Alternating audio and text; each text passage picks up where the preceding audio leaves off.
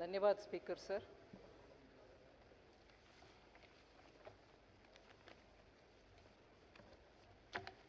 You don't have investors. Your bench is carry. Empty.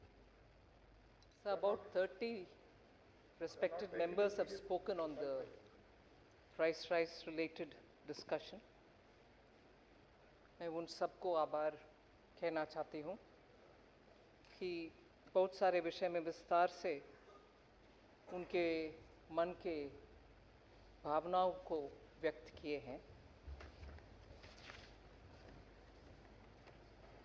But let me, without undermining some of the points that many members have said, I find it was more a discussion on the political angles of price rise rather than actually data-driven concerns about price. इसीलिए मेरा जवाब भी थोड़ा politically मैं देने की कोशिश कर रहे हैं सर. इसीलिए किसी मेंबर को ठेस पहुंचाने के लिए नहीं, एट द सेम टाइम जवाब सुन करके ये क्या है राजनीतिक भाषण दे रही हो. राजनीतिक भाषण सुनना ही पड़ेगा. ठीक है जी.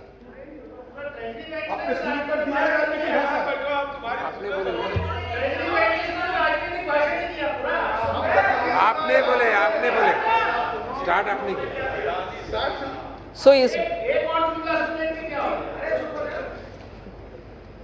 सो इस बीच में ऐसे इंटरप्शन आना भी मुझे कुछ दिक्कत नहीं है sir.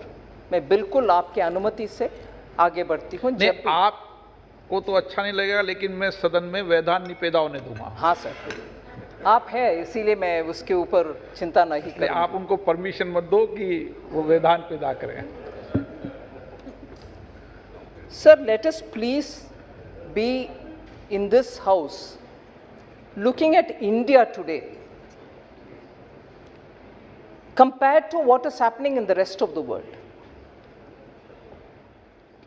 Just 2 or 3 highlights will tell you where India is compared to the rest of the world, and why should we have to compare with the rest of the world?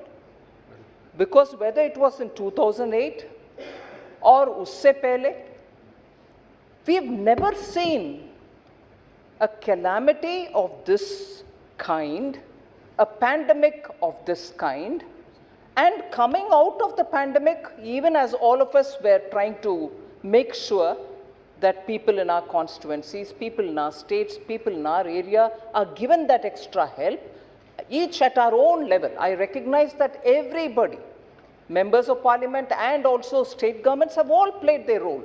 Otherwise, India today will not be where it is compared to the rest of the world. So I fully credit the people of India for this kind of a,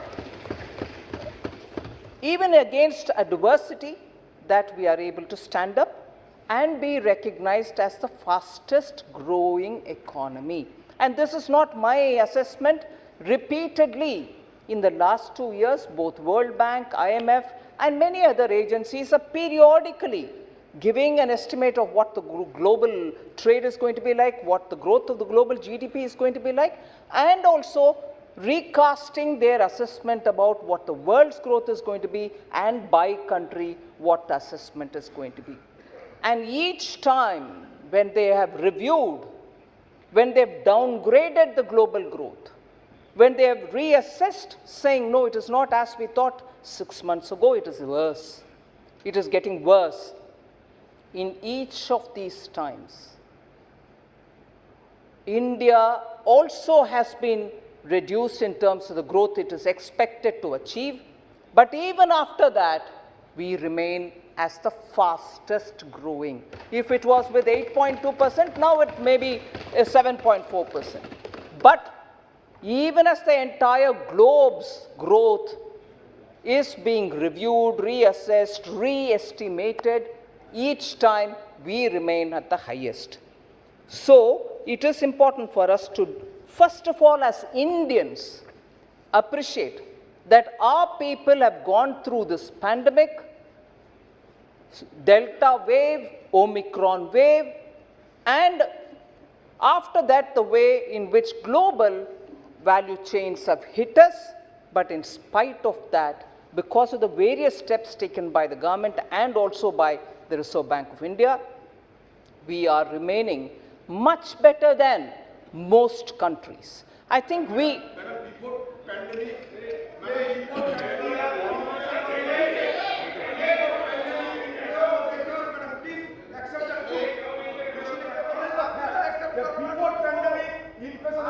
नौ माननीय सदस्य, देखिए माननीय सदस्य, एक minute माननीय मंत्री जी, एक minute राजा। माननीय सदस्यगण, आप सब ने अपनी बात रखी, मंत्री जी ने आपकी बात को ध्यानपूर्वक सुना, कोई बीच में इंटरप्ट नहीं किया। मेरा आपसे आग्रह है, आप भी उनके जवाब को पूरा सुने। सबको बता दिया माननीय मंत्री जी। So, globally, when the situation is really like this, and every agency after agency is assessing the situation by country, and repeatedly in their assessment, India has remained the highest, I think this House, irrespective of the party differences, will have to feel proud for this country and its people. They have struggled. State governments have helped.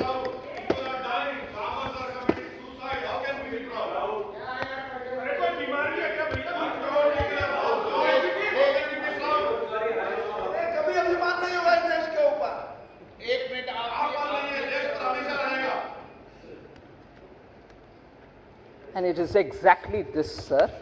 It is exactly this which I'm trying to address. It is not that the country doesn't have problems. We have to work together to do it, and we are trying to do it. But even as we are trying to do it, and even as the global agencies are saying this country is suffering like that country is suffering with these problems, a third country is suffering with something else, and India is like this. It's a moment that all of us will have to be true to ourselves, rather than, excuse me, ma'am, do you have a problem if I speak? There's nothing about warring here. I'm sorry, I take objection to that, Honorable Speaker, sir. Because you are there in front of me, sir.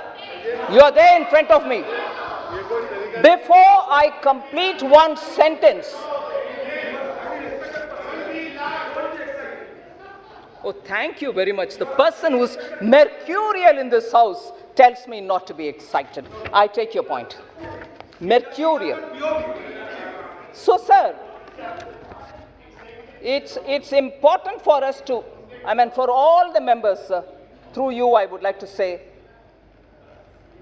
I'm quite convinced of every input given, and I think it's my duty to respond. But even before hearing me, if there's mockery, I will take it definitely seriously to reply those who like to mock rather than hear. So I would seek your indulgence on that. Sir.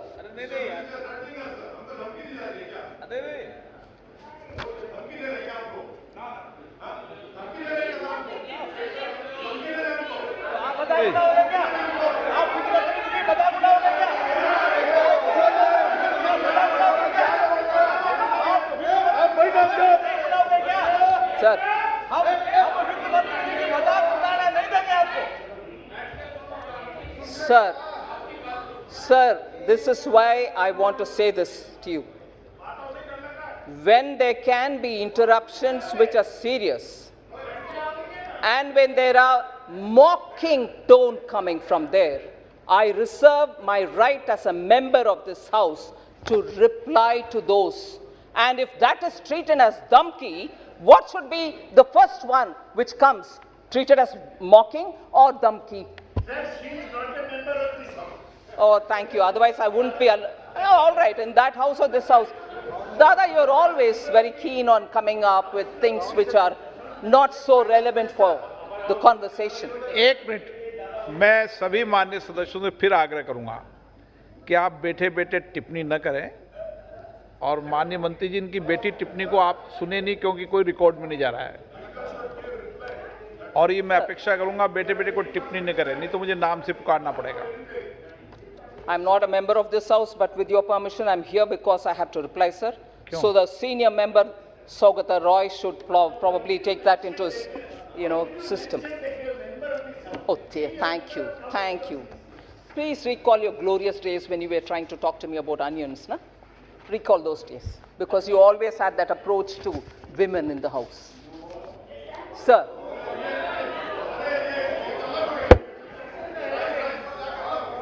आप बोलिए ना, आप बेटे बेटे टिप्पणी मत सुनिए आप कोई।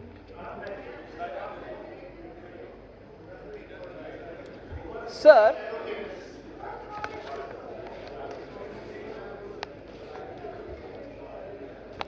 the GDP of the US fell 0.9% in the second quarter, following a 1.6 decline in the first quarter, marking a start of what they call themselves an unofficial recession. There were some members who were saying, even Adirji mentioned, are we going into a stagflation?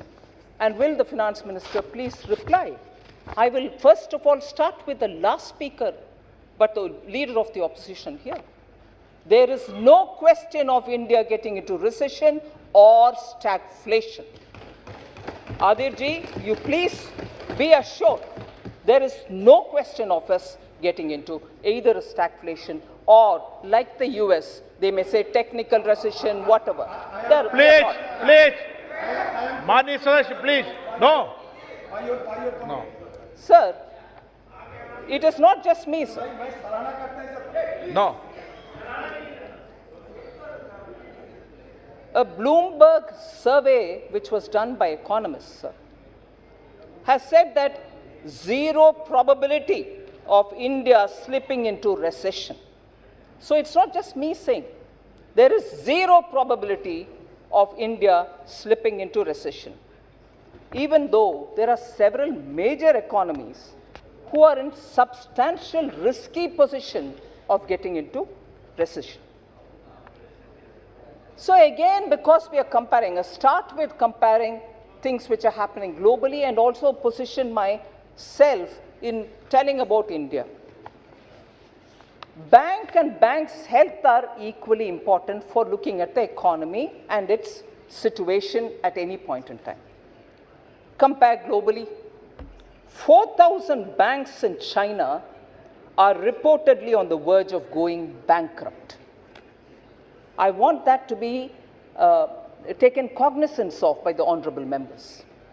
In India, the gross non-performing assets, the NPAs, of scheduled commercial banks has hit a 6-year low of 5.9% in FY22. So China, 4,000 odd banks are on the verge of going bankrupt and our NPAs are improving. Sir, again on government debt. Government debt is one of the important criteria with which you measure the economy. The debt to GDP ratio of many countries are in triple digits. And that includes Japan, Greece, Italy, Bhutan, Singapore, US, Portugal, Spain, France, Sri Lanka, and Canada. Whereas the central government very consciously has controlled its debt, and it is at 56.29% of the GDP at the end of 21-22, compared to 59.9% pegged in the revised estimates for that year. So even from the revised estimates, we have brought it further down. So even when comparing the general government debt, which means the center and the states, India is in a far better position than its peers. According to the IMF data, it's not me saying it, with a general debt to GDP ratio of 86.9, which includes both center and states. So I just want to draw the attention of members. So globally, if the situation is pandemic, Russia, waves, second wave, third wave, and the Ukraine conflict and the disruption in the supply chain, if globally each country is in this situation, India's position, I've just given you some few comparisons. Today, sir, this morning, we have announced the GST collection for the entire month of July. July 22, we have garnered the second highest level ever since the introduction of the GST, which is 1.49 lakh crores. Second highest. And compared to the last year, this is one of the highest amount. This year in April, you may be aware, I'd like to gently remind, in April 2022, it was 1.67 lakh crores, which was the highest reached. Now we've got in July 22, the second largest, which is 1.49. This is the fifth consecutive month that collections have been above 1.4 lakh crores. GST collections have been above 1.4 lakh crores consecutively for 5 full months. So the Manufacturing Purchasing Managers Index, which has also come out only in the morning, I think, and it is at 8 months highest number of 56.4 for July. So the trend for output and new orders are strengthening, so the economy is really getting even more robust. The PMI rose from 53.9 in June, I said it is 56.4 in July, well above the 50 level, which is what shows it separates that there is no addition if it is below 50, but it has remained at 50 level, separating growth from contraction for a 13th month in a sequence. So India's 8 infrastructure sector, all of them grew in double digits for the second consecutive month in June. Data released for the month of June showed the core sector grew at 12.7% in June year on year. So strictly speaking, sir, Indian economy in every one of these aspects is showing very positive signs.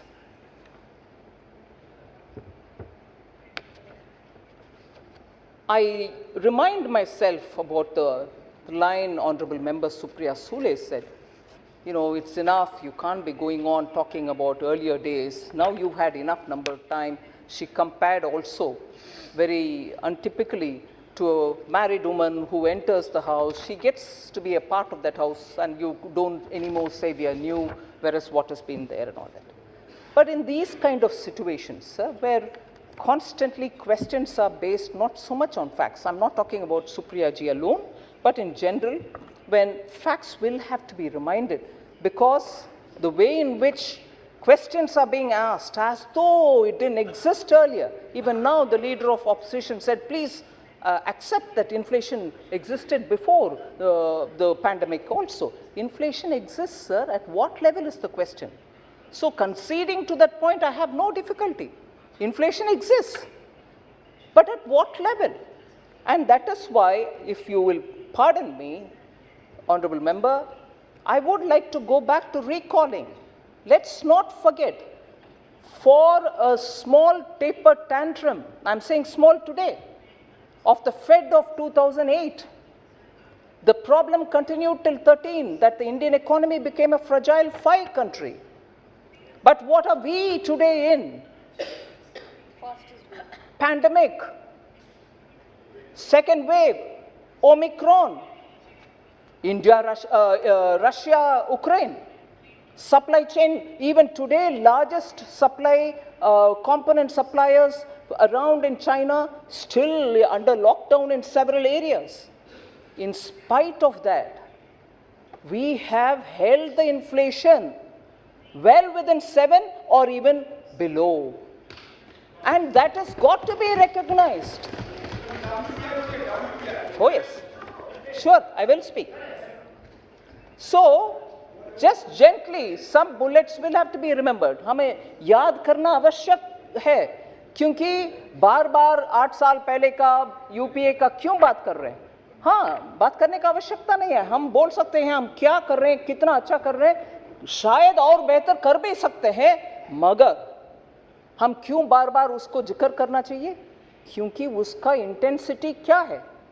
एक ही था pandemic भी नहीं है, वो एक fade का problem था, US rate बढ़ा दिया, उनका लिक्विडिटी कंप्रेस करने के लिए कोशिश किया, वो सिर्फ एक प्रॉब्लम था, उसके असर इतना पड़ा कि भारत देश फ्रजाइल 5 देश में एक हो गया था 13 में, 2013 में। मगर अब तो हम झेल रहे हैं pandemic, second wave, Omicron, China में